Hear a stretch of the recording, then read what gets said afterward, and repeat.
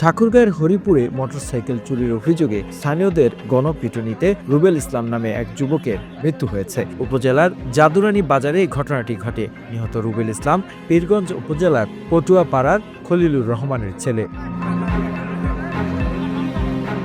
ঘটনার বিষয়টি নিশ্চিত করেন হরিপুর থানার ভারপ্রাপ্ত কর্মকর্তা জাকারিয়া মণ্ডল। তিনি বলেন, মোটরসাইকেল চুরি করে নিয়ে যাওয়ার সময় স্থানীয়রা তাকে হাতে নাতে আটক করে। পরে তাকে রশিতে বেঁধে মারধর করলে ঘটনাস্থলে মারা যায়।